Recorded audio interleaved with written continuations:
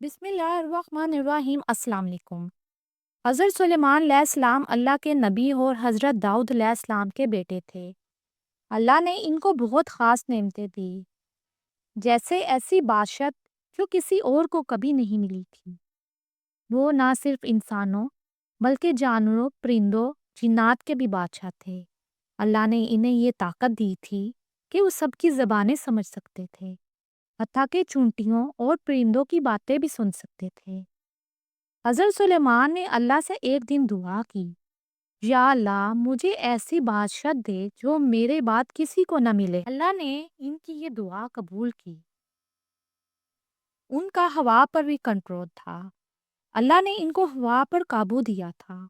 وہ ہوا کی مدد سے بہت جلد ایک جگہ سے دوسری جگہ پہنچ جاتے تھے۔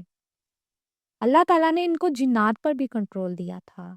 جنات بھی ان کے حکم پر کام کرتے تھے، بڑی بڑی عمارتیں بناتے، سمندر سے قیمتی خزانے نکالتے، اور جو حکم حضرت سلیمان دیتے وہ فوراً مانتے۔ اگر کوئی جن نافرمانی کرتا تو حضرت سلیمان اسے قید کر دیتے۔ اسی طرح ایک چونٹی کا واقعہ ہے۔ ایک دن حضرت سلیمان کا لشکر جا رہا تھا۔ راستے میں چونٹیوں کا ایک گروہ آیا۔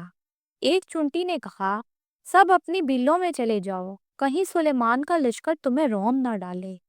حضرت سلیمان نے اس چونٹی کی بات سن لی اور مسکرا دیے۔ پھر اللہ تعالیٰ کا شکر ادا کیا کہ اس نے انہیں اتنی سمجھ دی ہے۔ اسی طرح دو عورتوں کا ایک مقدمہ حاضر ہوا۔ ایک بار دو عورتیں ایک بچے کے بارے میں لڑ رہی تھی۔ دونوں کہہ رہی تھی کہ یہ میرا بچہ ہے، اور دوسری کہہ رہی تھی میرا بچہ ہے۔ حضرت سلیمان علیہ السلام نے فیصلہ کرنا تھا۔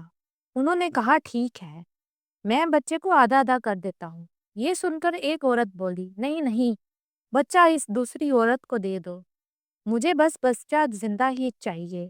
حضرت سلیمان سمجھ گئے کہ یہی اصل ماں ہے، کیونکہ وہ اپنے بچے کو تکلیف میں نہیں دے سکتی۔ چنانچہ بچہ اسی کو دے دیا گیا۔ اسی طرح ایک دن ایک پرندہ جو کہ ہدہد، ایک دن حضرت سلیمان نے دیکھا کہ ہدہد پرندہ غیر حاضر ہے، کیونکہ سب پرندوں کو حضرت سلیمان نے حاضر کیا تھا، تو وہ ناراض ہوئے۔ تھوڑی دیر بعد ہدہد آیا اور بولا، میں ایک خاص بات لایا ہوں۔ میں ایک ملک میں گیا جہاں ایک عورت بادشاہ ہے، وہ اور اس کی قوم سورج کی عبادت کرتی ہے۔ حضرت سلیمان نے ایک خط لکھا اور کہا، ہدہد یہ خط اس عورت کو دے آؤ۔ ہدہد نے وہ خط سبا ملکہ کی پاس پہنچایا۔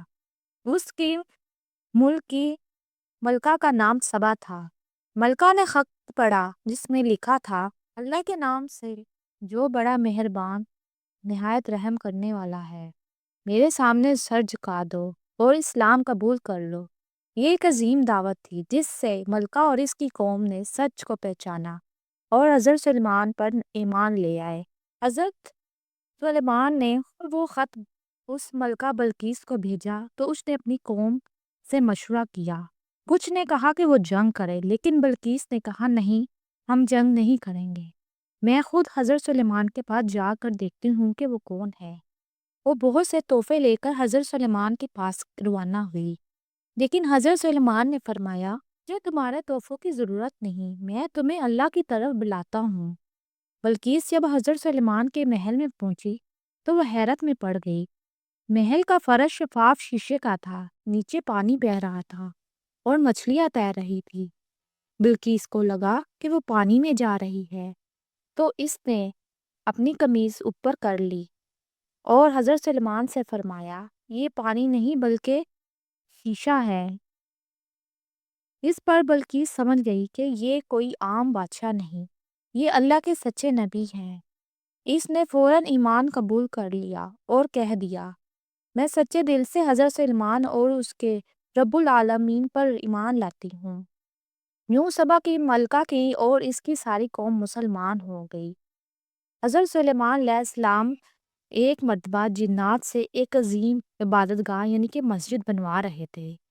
وہ کھڑے ہو کر اپنے عصا کے سہارے ان پر نظر رکھے ہوئے تھے۔ جنات دن رات محنت کر رہے تھے۔ پھر اللہ کا حکم آیا اور حضرت سلیمان کی روح قبض کر لی گئی۔